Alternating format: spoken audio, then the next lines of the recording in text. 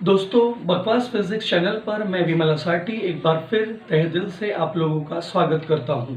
दर्शकों की डिमांड पर आज का टॉपिक सिंपल पेंडुलम और कोनिकल पेंडुलम का कंपैरिजन है, जिसके बारे में मैं आप लोगों के साथ अपने इस पूरे वीडियो लेक्चर के दौरान चर्चा करूंगा।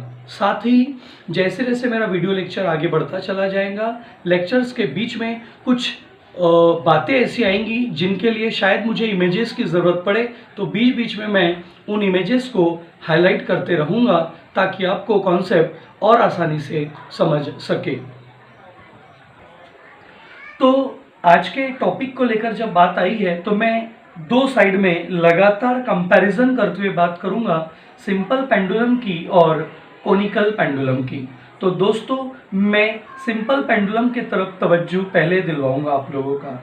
सब लोगों को पता है कि ये सिंपल पेंडुलम का टॉपिक 12th से पूरी तरह से कनेक्टेड है, कोनिकल पेंडुलम का भी है, लेकिन मैं पहला पूरी चर्चा जो है वो सिंपल पेंडुलम पर रखकर कर रहा हूँ और कोनिकल पेंडुलम पे करूँगा और बाद में दोनों को कंपेयर करके भी आप लोगों को बताते चलूँगा। ठीक है, तो अगर मैं सिंपल पेंडुलम कहता हूँ तो सिंपल पेंडुलम किसे कहते हैं, आप मेरे हाथों के तरफ ध्यान से देखिए, क्योंकि लॉकडाउन के दौरान मेरे पास किसी प्रकार का व्हाइट बोर्ड या मार्कर या ब्लैक बोर्ड या चॉक मौजूद नहीं है, तो मैं आपको अपने हाथों की मदद से ही वीडियो में समझाने की कोशिश करूंगा। देखिए, ये है रिजिड सपोर्ट, ये रिजिड सपोर्ट है। यहाँ कहीं तो भी है पॉइंट ऑफ सस्पेंशन, मतलब जहाँ स्ट्रिंग को बांधा गया है, और स्ट्रिंग को बांधने के बाद ये वो जगह है जहाँ पर रहेगा बॉब, जिसे आप पॉइंट मास कहते हैं। तो दोस्तों, पहले ये समझना ज़रूरी है कि सिंपल पेंडुलम होता क्या है, करता क्या है।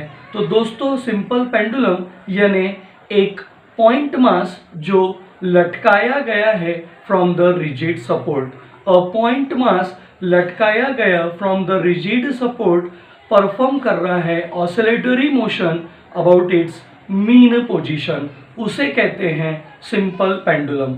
आप कहोगे सर ये कैसी डेफिनेशन है, मैं क्लियर कर रहा हूँ। A point mass suspended from the rigid support by the string performing oscillatory motion is called as simple pendulum. आप कहोगे सर आपने स्ट्रिंग कहा, हाँ बिल्कुल सही कह रहे हो दोस्तों, स्ट्रिंग कहा, धागा कहा। धागा ऐसा जिसका वेट न के बराबर है या नहीं है, स्ट्रिंग धागा ऐसा जिसका किसी भी प्रकार की एक्सटेंसिबिलिटी, इलास्टिसिटी मौजूद नहीं है। आप सोच रहे होंगे दोस्तों कि सर ऐसा सिंपल पेंडुलम कैसे हो सकता है जिसमें मास के लिए पॉइंट मास शब्द इस्तेमाल हुआ, स्ट्रिंग में वेटलेस शब्द इस्तेमाल हुआ, स्ट्रिंग में इनएक्सटेंसिबल शब्द इस्तेमाल हुआ। तो आप दोस्तों यही कंपैरिजन आपको दिमाग में डालना है कि सिंपल पेंडुलम बोलते बराबर ये नहीं होता कि इसे प्रैक्टिकली आप यूज़ कर सकते हो। तो सिंपल पेंडुलम जो मैंने अभी आपको बताया वो आइडियल है, और हम उसे प्रैक्टिस में तैयार करने के लिए रियल सिंपल पेंडुलम के फॉर्म में कन्वर्ट करते हैं। आप कहोगे सर कैसे, तो मैं यही कहना चाहूँगा कि अ point mass suspended from the rigid support by weightless and inextensible string performing oscillatory motion is called as ideal simple pendulum.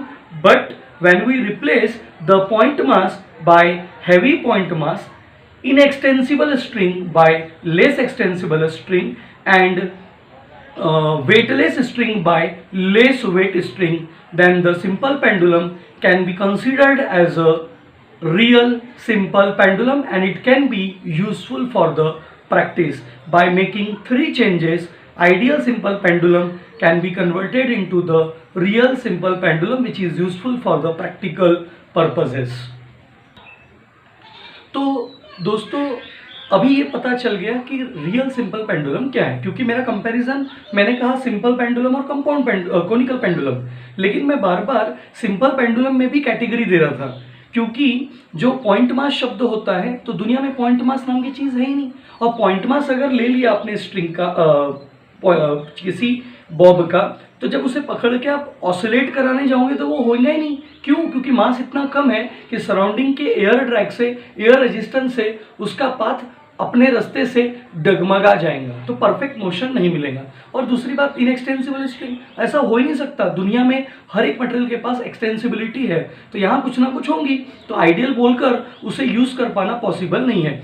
Weightless, surrounding में एयर दिख नहीं रही, उसका तक वेट होता है, उसका मास होता है, तो फिर ये स्ट्रिंग इतना बड़ा है, धागा है, उसका वेट नहीं है। सो दोस्तों, प्रैक्टिकली हम उसे यूज करने के लिए कुछ चेंजेस करेंगे, इसलिए मैंने कहा point mass replaced by heavy point mass, weightless string is replaced by less weight string, inextensible string is replaced by less extensible string. लेकिन दोस्तों, इसके साथ 3 चीजें और कहना चाहूंगा। पहली, कि जो स्ट्रिंग की लेंथ है, जिसे पेंडुलम की लेंथ भी कहते हैं। आप बोलोगे सर सिंपल पेंडुलम, बिल्कुल सही। ये रिजिड सपोर्ट, ये पॉइंट ऑफ सस्पेंशन, मतलब जहां स्ट्रिंग को बांधा गया है, ये स्ट्रिंग पूरा, और यहाँ है बॉब जो कि हैवी पॉइंट मास है। और ये हैवी पॉइंट मास जो बॉब का है, यहाँ पर हम बात कर रहे हैं कि जो भी क्या बोल सकते हैं मोशन होगा, तो यहाँ से शुरुआत होगी। ये उसकी अगर मीन पोजीशन है, तो जब मैं पकड़ के उसे खींचूंगा और छोड़ूंगा, तो वो बैकवर्ड फॉरवर्ड मोशन करेगा, अर्थात करेगा ऑसिलेटरी मोशन। तो मीन पोजीशन से पॉजिटिव एक्सट्रीम या फिर मीन पोजीशन से निगेटिव एक्सट्रीम, जो भी उसका मैक्सिमम डिस्प्लेसमेंट रहेगा वो उसका एम्पलीट्यूड है। लेकिन ये एम्पलीट्यूड ऑफ ऑसिलेशन कम से कम होना चाहिए, ताकि वो कर सके स्ट्रेट लाइन वाला, बैकवर्ड फॉरवर्ड वाला, लीनियर सिंपल हार्मोनिक मोशन। दूसरे, लेंथ ऑफ द पेंडुलम जो है, स्ट्रिंग की लेंथ जो है, वो ज्यादा से ज्यादा होनी चाहिए। तीसरा, जो एंगुलर डिस्प्लेसमेंट है, जिसे स्मॉलर एंगुलर एम्पलीट्यूड भी कहते हैं, यहां पर बनने वाला एंगल, ये वाला जो एंगल है दोस्तों, उसे कहते हैं एंगुलर एम्पलीट्यूड, थीटा। आप बोलोगे सर उसे वर्टिकल एंगुलर डिस्प्लेसमेंट, वो भाषा एक जगह अलग आती है, यहां पर उसे स्मॉलर एंगुलर एम्पलीट्यूड कहेंगे। तो दोस्तों, एम्पलीट्यूड ऑफ ऑसिलेशन कम से कम होना चाहिए, एंगुलर एम्पलीट्यूड थीटा कम से कम होना चाहिए, और length of the pendulum capital L ज्यादा से ज्यादा होना चाहिए। आप कहोगे सर कैपिटल एल कौन है, तो पॉइंट ऑफ सस्पेंशन से लेकर यहां तक स्ट्रिंग लटका हुआ है, तो ये होगी लेंथ ऑफ द स्ट्रिंग। और जहां लेंथ ऑफ द स्ट्रिंग खत्म होती है, वहां पर रहता है बॉब। तो बॉब का मास कॉन्सेंट्रेट करता है सेंटर पर, तो बॉब का सेंटर से सरफेस तक रहेगा बॉब का रेडियस यानी स्मॉल आर, और उस स्मॉल आर में स्मॉल एल यानी length of the string add होंगी, तो एल प्लस आर टोटल बनता है कैपिटल एल, जिसे हम कहते हैं length of simple pendulum. This is the diagram for simple pendulum. दोस्तों, जितना मैंने सिंपल पेंडुलम पे बातचीत किया, अगर समझाने की कोशिश करूं, अभी घर पे यही साधन मेरे पास है। ये बच्चों के खेलने के खिलौने का हिस्सा है। ये मम्मी की साड़ियों वगैरह में पिको वगैरह करते हैं, तो उसकी धागे की रिल है, जिसकी मदद से मैं आपको एक पेंडुलम दिखाने की कोशिश कर रहा हूँ। ये वो जगह जिसे मैंने कहा रिजिड सपोर्ट, ये वो जगह जिसे मैं कह रहा हूँ पॉइंट ऑफ सस्पेंशन। यहाँ से यहाँ तक ये जो दिख रहा है length of the string small L, अगर ये पूरा बॉब है, ये पूरा बॉब है, तो ये जगह यानी उसका है सेंटर, अर्थात सेंटर ऑफ मास।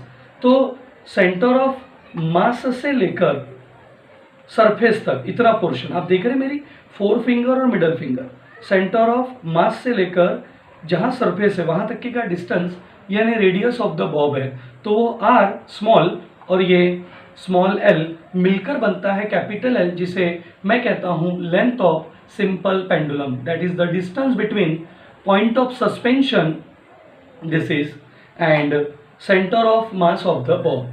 ठीक, आप सोचते होंगे सर ये ऑसिलेटरी मोशन करता है, तो बिल्कुल सही। जिस पोजीशन पे मैंने इसे पकड़ के रखा है, ये फिलहाल इसकी मीन इक्विलिब्रियम या स्टेबल पोजीशन है। जब मैं इसे पकड़कर यहाँ खींचता हूँ, तो मीन पोजीशन से यहाँ तक ये जो डिस्टेंस है वो उसका एम्पलीट्यूड है। यहाँ से लेकर यहाँ तक ये जो दिख रही है वो लेंथ ऑफ द पेंडुलम है। और जब ऐसी पोजीशन से ऐसी पोजीशन पर आते हैं, तो यहाँ बनता है एंगल, ये देखिए, वो कहलाता है एंगुलर एम्पलीट्यूड। तो मैंने आपसे जब भी कहा कि एम्पलीट्यूड ऑफ ऑसिलेशन कम से कम होना चाहिए, एंगुलर एम्पलीट्यूड कम से कम होना चाहिए, और लेंथ ऑफ द पेंडुलम ज़्यादा से ज़्यादा होना चाहिए, ताकि ये ऑसिलेटरी मोशन हमें लग सके लीनियर सिंपल हार्मोनिक मोशन। आप देख रहे हैं ये पाथ बिल्कुल स्ट्रेट लाइन में हो रहा है, और स्ट्रेट लाइन में बैकवर्ड फॉरवर्ड मोशन कर रहा है, जिसे हम कह रहे हैं linear simple harmonic motion. This is the diagram for simple pendulum with components. दोस्तों अभी तक हम लोगों ने जो चर्चा की वो पूरी तरह से सिंपल पेंडुलम फोकस थी। अब मैं जो चर्चा करूंगा वो कोनिकल पेंडुलम पे फोकस्ड है, लेकिन एक बात पहले ही कह दूंगा कि सिंपल पेंडुलम कर रहा था ऑसिलेटरी मोशन, तो वो वाला हिस्सा पूरी तरह से ऑसिलेशन चैप्टर से कनेक्टेड था। लेकिन अब जब मैं बात कर रहा हूँ कोनिकल पेंडुलम की, तो ये हिस्सा पूरी तरह से सर्कुलर मोशन से कनेक्टेड है। आप कहोगे सर क्यों? क्योंकि कोनिकल पेंडुलम परफॉर्म करता है circular motion in a horizontal plane. आप कहोगे सर ऐसे कैसे हो सकता है? तो पहले दोस्तों दिमाग में ये डाल लो कि कोन क्या होता है, क्योंकि पेंडुलम शब्द तो पता है कि कहीं ना कहीं मीन पोजीशन या किसी पोजीशन से खींचा हुआ, इधर से इधर या इधर से इधर, तो आपने उसके लिए पेंडुलम दिमाग में डाल लिया। लेकिन कोनिकल पेंडुलम ही क्यों बोला? क्योंकि वो कोन बनाता है। तो सर काहे का कोन? तो आइसक्रीम का आपने कोन देखा है, ऊपर ऐसा सर्कुलर फेस होता है और नीचे ऐसा आते आते टिप बन जाता है ऐसा। मेरे हाथों को समझने की कोशिश कीजिएगा, आइसक्रीम का कोन। आप इसी को जोकर की उल्टी टोपी भी कह सकते हैं, तो ये भी एक कोन हो गया। ठीक है दोस्तों, तो आप कहोगे क्या सर यहाँ कोनिकल पेंडुलम जैसा नज़ारा दिखेगा? हाँ डेफिनेटली दिखेगा। मैं आप लोगों को जो सिंपल पेंडुलम जिस साधन से आपको दिखाया था उसी साधन से कोनिकल पेंडुलम भी दिखाने की कोशिश करता हूँ। आप जरा ध्यान से देखिए, ये जिस जगह पर है ये रिजिड सपोर्ट है, ये जो जगह है वो पॉइंट ऑफ सस्पेंशन है। यहां से यहां फिर से कुछ तो भी लेंथ है।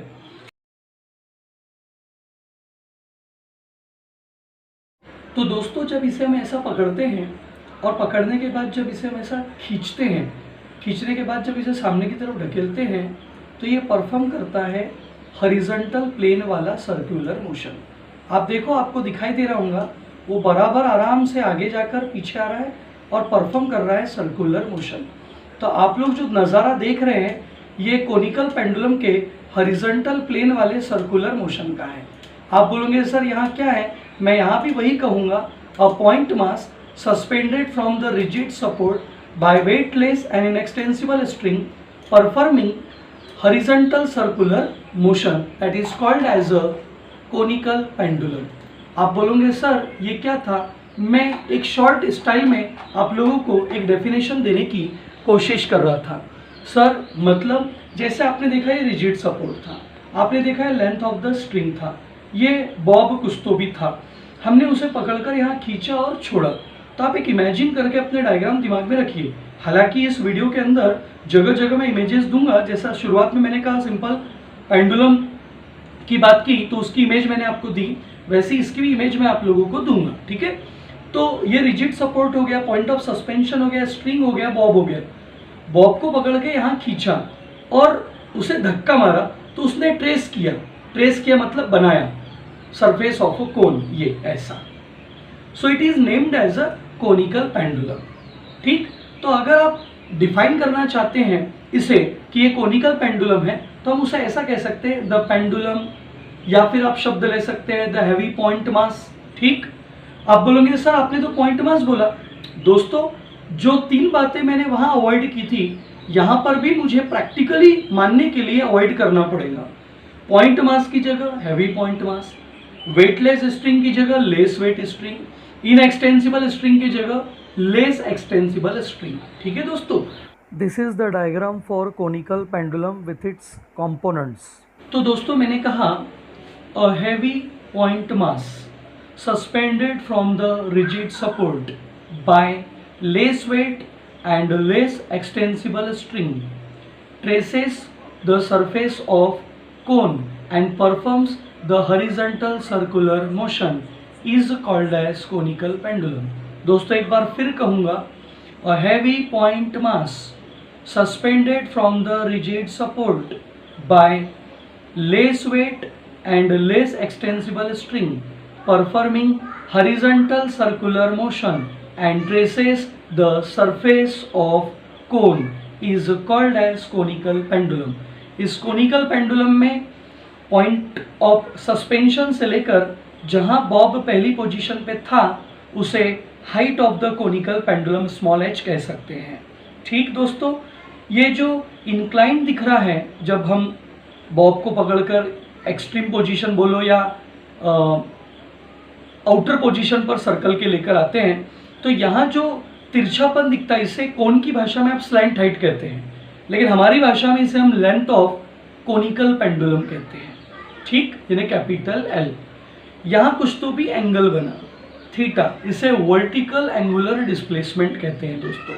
तो ये जो बातचीत मैंने आपके सामने की, इसमें दिख रहा है कि कहीं ना कहीं कोनिकल पेंडुलम परफॉर्म कर रहा है हॉरिजॉन्टल प्लेन में सर्कुलर मोशन। डेफिनेटली जब सिंपल पेंडुलम को मैं कोनिकल पेंडुलम से कंपैरिजन की बात कर रहा था तो बातचीत दोनों की हो गई, लेकिन अब जो पड़ाव जा रहा है वो दोनों के कंपैरिजन पे जा रहा है। तो मैं फिर से सिंपल पेंडुलम पर आपका ध्यान आकर्षित करूंगा। रिजिड सपोर्ट था, पॉइंट ऑफ सस्पेंशन था, स्ट्रिंग था और बॉब था। बॉब को पकड़कर हमने यहाँ खींचा था। बॉब के ऊपर कुछ तो भी वेट था, weight mg acting vertically downward mg। उस mg ने अपने बनाया था कंपोनेंट, एक था mg cos थीटा और एक था mg sin थीटा। आप बोलोगे sir mg acting vertically downward था, उसने कंपोनेंट क्यों बनाया? आप इमेजेस में देखिएगा, आपको समझ में आएगा कि mg वेक्टर है और वेक्टर ही रिजोल्व करके अपने कंपोनेंट बनाता है। आप बोलोगे सर क्यों बनाया, वो भी समझो। क्योंकि जब ये रिजिड सपोर्ट था, ये पॉइंट ऑफ सस्पेंशन था, ये स्ट्रिंग था और ये बॉब था, हैवी पॉइंट मास वाला बॉब। तो यहां पर जब बॉब रुका हुआ था तो उसका वेट था mg एक्टिंग वर्टिकली डाउनवर्ड, लेकिन गिर रहा था क्या? नहीं। तो उसे किसी ने तो भी यहां रोक के रखा था, वो था tension in the string T dash. आप बोलोगे सर आप टी क्यों नहीं बोलते? बेटा टी टाइम पीरियड को लेकर रखा है, इसलिए मैं कह रहा हूं T dash. So T dash tension in the string directed toward the point of suspension T dash, जो कि एग्जैक्टली m इंटू जी के बराबर है। अर्थात इस इक्विलिब्रियम पोजीशन पर, इस मीन पोजीशन पर टी डैश mg के साथ पूरी तरह से बैलेंस है। लेकिन जब वो किसी भी पोजीशन पर जाता है, चाहे राइट साइड हो चाहे लेफ्ट साइड, तो किसी भी पोजीशन पर जाते समय में डेफिनेटली अब वो mg अगेन वर्टिकली डाउनवर्ड है, लेकिन जो स्ट्रिंग है वो इंक्लाइंड हो गया है। तो टेंशन इन द स्ट्रिंग की डायरेक्शन ये है टी डैश की। तो mg टी डैश को बैलेंस नहीं कर पाता, इसलिए mg को खुद को रिजॉल्व होकर अपने बनाने पड़ते हैं दो कंपोनेंट। तो mg एक कंपोनेंट बनाता है mg cos थीटा, जो टी डैश के साथ बैलेंस्ड हो जाता है, और एक अनबैलेंस्ड कंपोनेंट होता है mg sin थीटा, जो डायरेक्टेड टुवर्ड होता है मीन पोजीशन। आप कहोगे सर वो डायरेक्टेड टुवर्ड मीन पोजीशन क्यों है? आपने गौर से सुना होगा तो वो mg sin थीटा है। mg एक प्रकार का फोर्स है, कंपोनेंट है तो क्या हुआ, लेकिन है फोर्स। और तो उस फोर्स की डायरेक्शन कहाँ की तरफ है? मीन पोजीशन की तरफ, जिसको मैंने f को कहा mg sin theta. It is directed toward the mean position, so it behaves like a restoring force. It means that definitely a simple pendulum is performing a linear simple harmonic motion. Why? Because it is directed toward the mean position. Displacement is directed away from the mean position. तो ये एक आपके लिए understanding के लिए मैंने अपना concept आपको समझाकर बताया। अब मैं आऊँगा किसके तरफ? कोनिकल पेंडुलम की तरफ। कोनिकल पेंडुलम के लिए rigid support, point of suspension, height of the conical pendulum, यहाँ से वो यहाँ तक शिफ्ट कर दिया, ये हो गया length of conical pendulum. Sir आप तो ये सब बता रहे हो परफॉर्म कर रहा है सर्कुलर मोशन। अब यहाँ से जब वो खींचकर यहाँ तक पहुँचा और परफॉर्म कर रहा है हॉरिजॉन्टल सर्कुलर मोशन, तो डेफिनेटली जिस पोजीशन पे पहले वो था, अब वो बॉब जिस पोजीशन पे गया, और अगर वो पूरा सर्कल ट्रेस कर रहा है तो इस इनिशियल पोजीशन से ये वाली जगह यानी जो दिखेगा वो सर्कल का रेडियस, यानी radius of the conical pendulum नहीं, radius of the circular path. तो एक unknown term h height of the conical pendulum, एक unknown term l length of the conical pendulum, एक unknown term r radius of the circular path. इसी में जब वो pendulum mean position पर या ओरिजिनल पोजीशन पर, इक्विलिब्रियम पोजीशन पर रुका हुआ था, तो डेफिनेटली यहाँ पर भी सिंपल पेंडुलम जैसा किस्सा था। T dash tension in the string directed toward the point of suspension, mg acting vertically downward, no doubt. फिर जब आप उसे पकड़कर यहाँ लेके गए तो mg एक्टिंग वर्टिकली डाउनवर्ड, लेकिन स्ट्रिंग तो तिरछा हो गया, स्ट्रिंग तो इंक्लाइंड हो गया, तो यहाँ टेंशन आएगा T dash, tension in the string directed toward the point of suspension, M G acting vertically downward. लेकिन अब ये एम जी टी डैश के साथ बैलेंस नहीं हो रहा। अब एम जी अपना रिजोल्यूशन अभी नहीं कर सकता।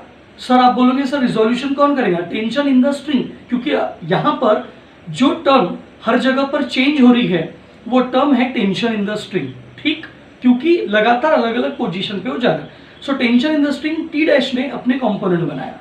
आप बोलेंगे सर कंपोनेंट कैसे?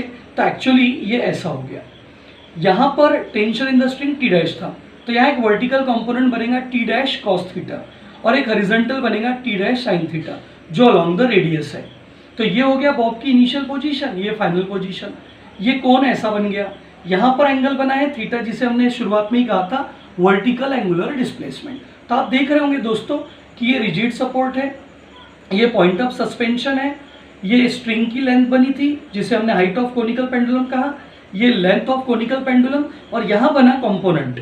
तो टी डैश अगर यहाँ था ऐसा, तो आप देखो आपको z नजर आ रहा है, ये h, ये l और ये टी डैश कॉस थीटा। तो यहाँ पर थीटा है तो यहाँ पर भी थीटा है, ये अल्टरनेट एंगल से बना, z दिख रहा है। तो टी डैश अगर ये था तो यहाँ बना है एंगल थीटा, तो यहाँ बनेगा T dash cos theta vertical component जो mg के साथ हो जाएगा balance. T dash sine theta directed toward the centre of the circle. अगर ये सर्कल था, ये एज थी और ये सेंटर था, तो T dash sine theta along the radius directed toward the centre of the circle. Sir T dash sine theta क्या करेगा? ऑब्वियसली एक ही मात्र फोर्स है, एक ही मात्र टेंशन है और directed toward the centre of circle है, so definitely it will provide the centripetal force for the necessary circular motion. ठीक, तो दोस्तों आपने मेरे पूरे इस वीडियो में अभी सुन लिया कि आइडियल सिंपल पेंडुलम क्या था, उसे मैंने तुरंत कन्वर्ट किया रियल सिंपल पेंडुलम, और रियल सिंपल पेंडुलम और कोनिकल पेंडुलम में क्या डिफरेंस था। तो रियल सिंपल पेंडुलम परफॉर्म करता है ऑसिलेटरी मोशन, कंडीशन अगर फॉलो करे तो परफॉर्म करता है linear simple harmonic motion. Conical pendulum perform करता है सर्कुलर मोशन। ये दोनों में सबसे बड़ा डिफरेंस है, ठीक है। बाकी वीडियो आप लोगों ने सुना, समझा, मैंने कंपोनेंट्स के बारे में एक्सप्लेनेशन दिया, दोनों में ही टाइम पीरियड आता है। यहाँ पर टाइम पीरियड का जो फॉर्मूला आता है 2π√L/g है, यहाँ टाइम पीरियड का फॉर्मूला आप सेट करते हो जिसमें answer t = 2π√L cos θ/g आता है।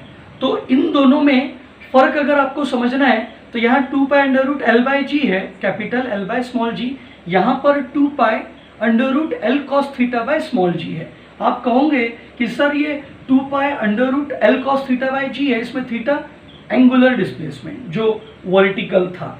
सर अगर वो वैल्यू क्या हो जाए? 0। अगर ये मैं इसे ऐसा ट्रेस करके ना रखूं, उसे थीटा को क्या कर दूं?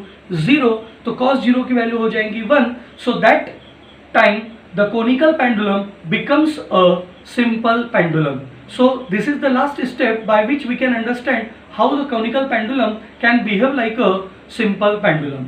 तो दोस्तों आप लोगों ने मेरा ये वीडियो देखा, समझा, कोई डाउट्स हो तो कमेंट बॉक्स में आप मुझे कमेंट कीजिए। आपको अगर डिमांडिंग और किसी वीडियो की रहे तो आप भी मुझे वो मैसेज कर सकते हैं। मेरे वीडियो में नीचे बाउंड्री पर आप लोग देखते मेरा नंबर डिस्प्ले होते रहता है, आप उस नंबर पर मुझे मैसेज कर सकते हैं अगर कोई डाउट हो तो।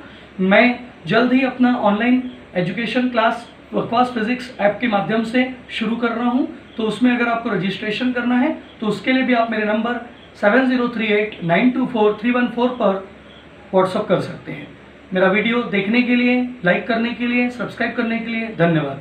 Good day, good night, stay home and be safe.